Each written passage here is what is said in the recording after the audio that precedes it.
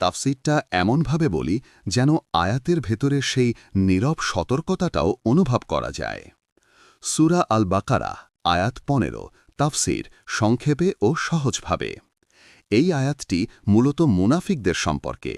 তারা বাহ্যিকভাবে ঈমানের দাবি করত, কিন্তু অন্তরে ছিল অবিশ্বাস ও ধোঁকাবাজি। আগের আয়াতগুলোতে বলা হয়েছিল তারা বিশ্বাসীদের নিয়ে উপহাস করে, নিজেদের বুদ্ধিমান মনে করে। কিন্তু এই আয়াতে আল্লাহ একটি গভীর সত্য প্রকাশ করেন। আল্লাহ তাদের সাথে উপহাস করেন। এখানে উপহাস শব্দটি মানুষের মতো নয়।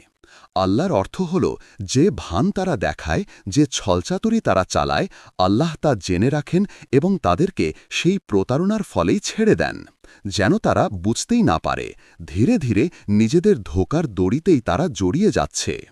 ও তাদের অবাধ্যতায় ছেড়ে দেন যাতে তারা অন্ধের মতো বিভ্রান্ত হয়ে ঘুরে বেড়ায়। এটি এক ধরনের শাস্তি যা তৎক্ষণাৎ বেদনা আনে না, বরং ধীরে ধীরে তাদের হৃদয়কে অন্ধ করে দেয়। সত্য আর মিথ্যার পার্থক্য হারিয়ে ফেলে। হেদায়াত তাদের সামনে থাকলেও দেখতে পায় না।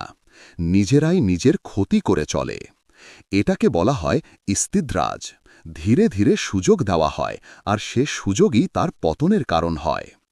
আয়াতের মূল শিক্ষা: কেউ আল্লাহকে ধোঁকা দিতে পারে না। ভেতরের রোগ লোকানো যায় না। সত্যের প্রতি অসৎ হলে মানুষ ধীরে ধীরে সত্য দেখার চোখটাই হারিয়ে ফেলে।